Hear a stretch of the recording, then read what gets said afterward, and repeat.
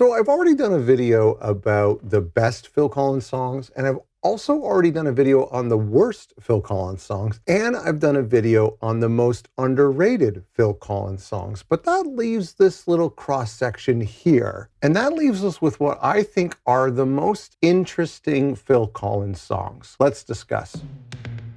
So today's top 10 list is not necessarily his best songs, because that's what we've already talked about. And I don't think these are necessarily bad songs in any way. And some of them aren't underrated. Some of them aren't talked about at all, which I guess would make them underrated. But on my underrated list, those were songs that I think should be appreciated and aren't appreciated. I'm not necessarily advocating for any of these songs. Some of these songs I don't really like. Some of these songs I like a lot. I think another way to define this list is songs that I don't often think about, yet they're songs I don't really care to skip either. So I don't hate them, but I don't love them. I don't hate you. Number 10 is from Dancing to the Light, and it's the last track, and it's The Times They Are A-Changin', which is a Bob Dylan cover. And I think it's interesting too, because first of all, covering Bob Dylan is not a great idea. Covering the Beatles is not a great idea. Even covering Motown songs is not a great idea. Those are iconic songs, and so you have to be pretty ballsy to cover those tracks. Although I will say, this version I like even better than the Bob Dylan version. I just really like this song. And I like the way Phil does it. And Phil does it way more melodic than Bob Dylan does it. Phil has a better voice than Bob Dylan, sorry to say. And so I really like this version. I love the key change. I think it's a great album closer. I'm not a huge fan of Phil's covers. This is probably my favorite cover that he does. I think it's an interesting tune because it's a Bob Dylan cover. It was never played live, I don't think. I think it's done really well. It's really an epic song. It sounds like Take Me Home or Find a Way to My Heart in that type of album closer feel. I mean, it sort of fits into that big excitement of the record. It doesn't have the Latin feel though, but yeah, I think it's really, really cool. It's interesting that it wasn't a single. It kind of flew under the radar. It's a cool album closer. I think some of the excitement to it and like the vocal performance had a bit of foreshadowing to Tarzan. I've always been curious about what songs from Dancing to the Light maybe were inspired by what he would be working on with Tarzan, and maybe if there were any songs that are on Dancing to the Light that were meant for Tarzan but that weren't selected, you know what I mean? That kind of thing, or vice versa. Okay, number 9, and this list, by the way, isn't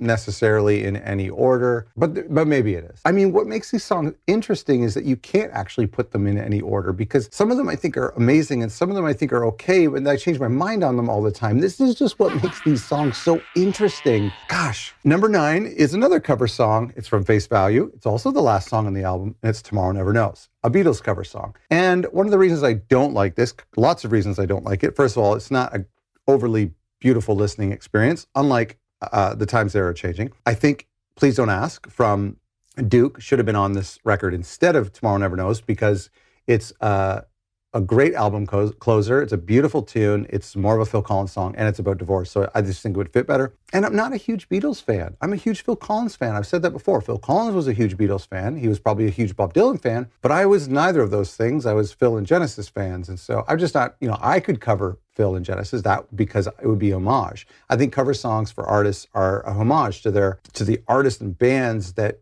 influence them and inspire them to do what they're doing now. So that's why this song is on there. The other thing too is it's like really accurate to the original version, all that experimenting and panning that they were doing for the very first time at Abbey Road and playing with the tapes and the reels and all that stuff.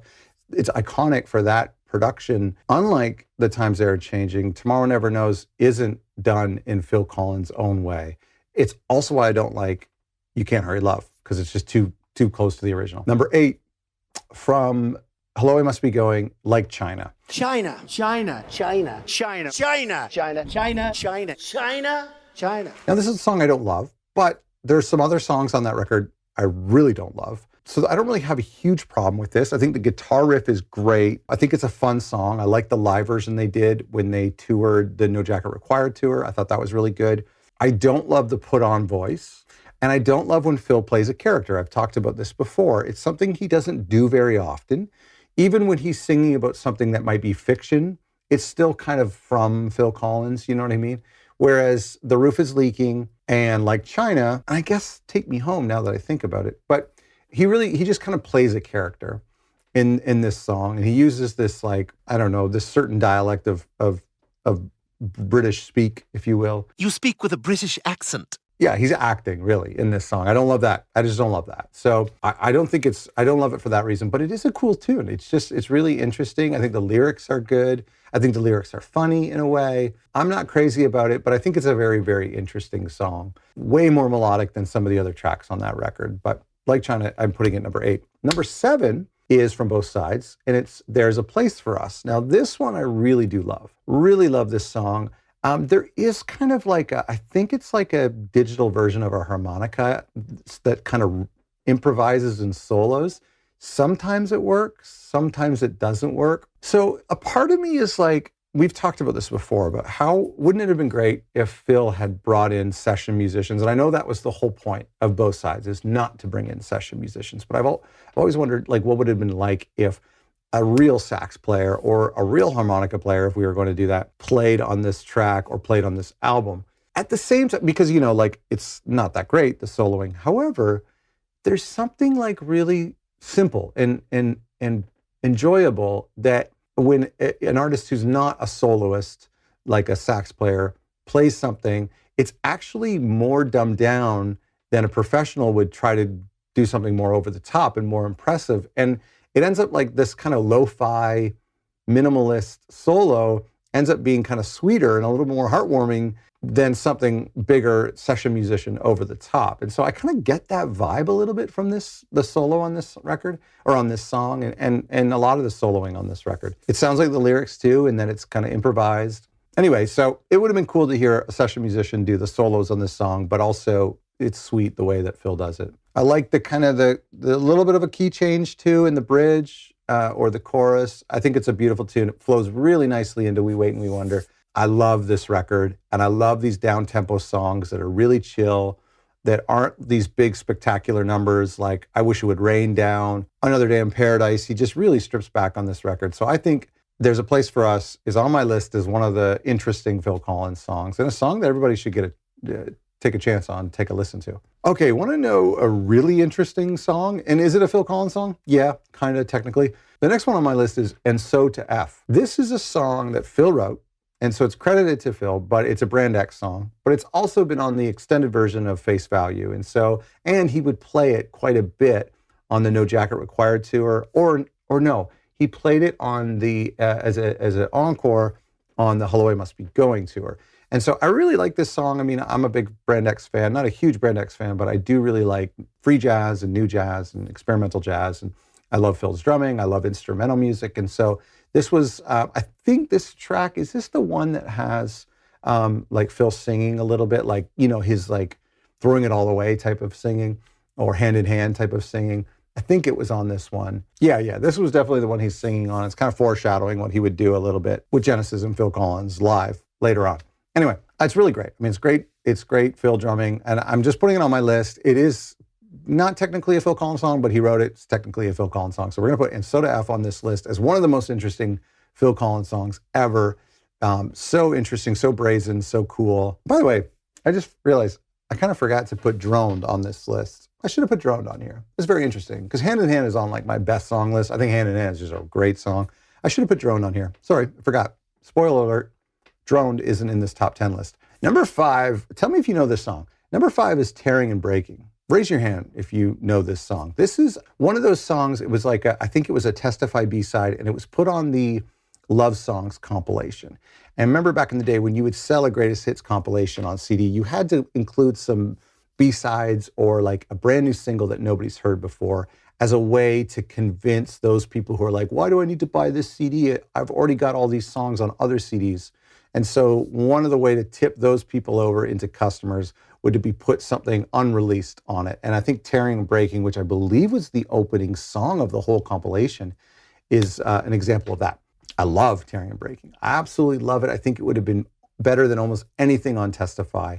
I actually wish that Tearing and Breaking was a direction he went into more often. And if we were to be ever blessed to have another Phil Collins record, I think this minimal stripped down type of Phil that's similar to Face Value and similar to Both Sides in certain ways, and very vocal heavy, which is not something he could pull off these days, unfortunately. But I think Tearing and Breaking is a really, really great song, and a super interesting song because it's quasi a cappella. I think it actually is better than most of the downtempo songs. Melodically, it's better than most of the downtempo songs on both sides. I think it's better than almost anything on Testify.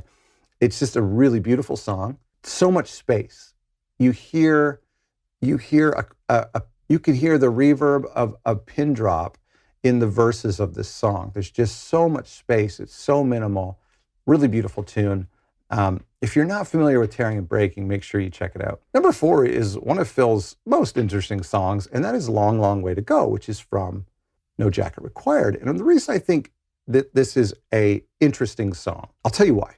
First of all, it doesn't make any sense on No Jacket Required, yet it works. It works so well. It's not a dance number. It's not a ballad. It's not a big epic closer like Take Me Home. Yet for some reason, and it's early in the album, for some reason it doesn't slow the record down. And it flows really nicely into the next song, which is I Think I Don't Want to Know. To me, I never skip this song. I always sing along really loud. Having this like big bombastic record with Sussudio and Only You Know and I Know and all these big numbers that are on this record, I never feel like Long, Long Way to Go interrupts that. And I've talked about that, about why I don't love The Roof is Leaking, is because you go from In the Air Tonight to This Must Be Love and then to Behind the Lines, and I feel like the album starts to rev up, and then just as I'm like into this big groove of Behind the Lines, The Roof is Leaking just cuts that mood in half. And that bothers me so much because Face Value is such an upbeat and Motowny record, except for songs like that. And so, but I don't get that feeling with Long, Long Way to Go. It just doesn't really bother me. I think it's a great song. The other thing that makes it so interesting is that it's a fan favorite. So many fans talk about it. It made it really high up when we did the fan survey. It made it really high up on that list, which is totally surprising because it's not a single. It's not a single and it wasn't played live too often. But that's the other interesting thing, is it actually was played live. So for being such a deep cut, it was played live. It was played live on the Dance Into the Light tour. And was it played on both sides and on But Seriously? I feel like I remember Phil sitting down to the piano. I want to say yes to both sides, that it was played on that time. But I don't know about But Seriously now. I can't picture it because I know he slowed down, Doesn't Anybody Stay Together anymore. Yeah, I'm actually not sure if they did Inside Out as well. So I'm not sure if they did that. But anyway, that's what makes that song so interesting, is that it's such a beautiful song. It's a fan favorite. It was never a single. It's kind of an underrated tune. You don't hear it talked about too much, but everyone loves it. And it doesn't ruin that record in any way. It helps that record, which is so crazy. Number 3 interesting Phil Collins song is the song Colors from But Seriously. Now, I've done a review about this before. And my theory is that we know that Phil had 2 songs. He had one song that I believe was called Him, and it was about all the bad news that you hear on TV. And then there was the second half of the song, and I'm not sure if it had a name. You can let me know in the comments. But we have these 2 songs that I believe were separate. Originally, they were separate songs. And then Phil gets the idea to put them together. And they work so well when put together. And my theory is that here we are on But Seriously, and he's done a lot of writing with Genesis. He's done almost 20 years of writing with Genesis. And Genesis is famous for having all these different song ideas and putting them together into one epic song, or even just one short song or medium-sized song. And so I think Phil kind of got inspired by that process of saying, hey, I've got this really nice little piano thing going on, and then I have this kind of big, exciting protest song. Let's see if we can put them together. And it works so well. And I think that's what makes this song so interesting. I love the melody of the slow part. So I don't feel like the slow part is slogging along and I'm like dying to get to the fast part. I feel like the slow part could stand alone as a fantastic Phil Collins song on its own, especially because it's not a ballad. It's not about love and romance. And so that's what makes it so great. And then when the drums kick in and slowly build up and we have the horns, it's to me, it just makes it such a great song. And it's so interesting. And it brings so much richness and depth to But Seriously and it's what makes But Seriously serious, right? Because he still has these lighthearted songs and instrumentals and songs about love that he had on all those other records. But then there's Father to Son and Find a Way to My Heart and Colors that make it much more of a serious and important record. So absolutely love Colors. And I think it's a very, very interesting song in Phil's catalog. Number 2 is a Genesis song put on a Phil Collins record, and that's Behind the Lines. And we just did a song review, so I won't cover too much of the ground here. But what makes this song so interesting is the story behind it. And the story, from what we know or what we've heard, is that this is a song that I believe was written mostly by Mike Rutherford for the album Duke. It's one of my favorite Genesis songs. It's one of a lot of people's favorite Genesis songs. I asked you a couple weeks ago, which one do you prefer, the Genesis or the Phil Collins song? And it was pretty split. Most people said probably the Genesis version, but like not a lot of people dislike the Phil Collins version. I like both. I hold them in completely separate spaces. I think they're both very, very, for me, my personal list, like they both rank probably in the top 10 of that band and of Phil Collins. And so absolutely love it. But the story is that as they're working on it, they're playing the tape back, and I guess they're speeding it up. Maybe they're getting to a place where they're going to splice it or punch in, and they're playing the tape back a little bit faster. And Phil hears it at a faster speed. Probably not so fast that it was unrecognizable, but he could hear what it would sound like at maybe 50% faster. And so I think that Phil maybe had suggested, hey, should we try it this fast? Should we try it as like an upbeat song, which is similar to what they had allegedly done with Turn It On Again. But the guys weren't into that, and that's fine. And I think it works in the slower speed, and it works with the whole Duke suite. Somewhere between there and that, Phil got the idea to do an upbeat version and to bring in horns. And I think that story alone is what makes it so interesting. I think it makes it interesting and makes it onto this list and high on this list because it's a fantastic tune, and it's the only Genesis song that Phil shares with Genesis. And I don't think he could ever do that again, because as he would get more and more popular, and as the band would get more and more popular, there was this clash of Phil the frontman, Phil's influencing the band, Phil's driving the band to be 80s and to be pop, and people not knowing the difference between Genesis and Phil Collins with songs like In Too Deep or Hold On My Heart. So he couldn't really swap songs like that anymore. Of course, he could write for Genesis, but the idea of borrowing a released song from Genesis on his own music was no bueno after a certain amount of time. But back in the Face Value days, before he thought anyone was going to hear that record, it was totally kosher. And I think that just makes it really cool that it, especially that I can ask you guys, most of us would say it's hard to pick a favorite because they both work and they both stand alone, and they're completely different songs, one on Duke and one on Face Value. So that's why it's on my list. And the number one interesting song, and again, I don't think this list is in any order. Honestly, let's scratch that top 10, because to me, they're all equally interesting in their own interesting way. But number one is I Don't Care Anymore, the opening song from Hello, I Must Be Going. The reason I think this is interesting is because let's talk about Through These Walls. Through These Walls was on my worst Phil Collins song list. I know it may not be on your worst list, but it was on my list. Let's talk about Through These Walls for a second. That was the first single from Hello, I Must Be Going. And Phil has admitted to that being a little bit too close to the vibe and the feel and the sound of In the Air Tonight, including an identical drum fill. Now let's move over to I Don't Care Anymore. I Don't Care Anymore is also very similar to In the Air Tonight. The big pads, these big canyon-sized drums and big drum fills. To me, I Don't Care Anymore stands on its own much better than Through These Walls. I Don't Care Anymore is really aggressive. It's really scary. I've talked to some of you about how this was a meaningful song to you in certain parts of your life, like a divorce. And I think that's incredible. And I think I Don't Care Anymore opens up the album in the same dark and aggressive and divorce theme that In the Air Tonight does, but I Don't Care Anymore does it differently and stands alone on its own. So that's why I think it's interesting, is because he was able to copy that In the Air Tonight model, but to do it completely independently, and it still works. And I Don't Care Anymore and In the Air Tonight are two iconic, not equally, but two iconic Phil Collins songs, and they both work. Whereas Through These Walls, not a great song lyrically, not a great song melodically, and just for a first single, it just took too much from In the Air Tonight. Whereas I Don't Care Anymore totally works. Great album opener. It sounds beautiful on record. The drums sound great. There we go. So there's our top 10 list. The Times They Are Changing, Tomorrow Never Knows, Like China, There's a Place for Us, and So to F, Tearing and Breaking, Long, Long Way to Go, Colors, Behind the Lines, and I Don't Care Anymore. Did I miss any? Let me know what you think about this list, and let me know what you think is the most interesting Phil Collins song. And remember the criteria. It's not necessarily a hit song or one of his best songs.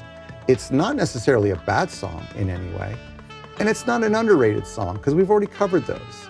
This is just interesting production, interesting lyrics, or an interesting story behind it. What have I missed? Let me know in the comments. Thanks for watching.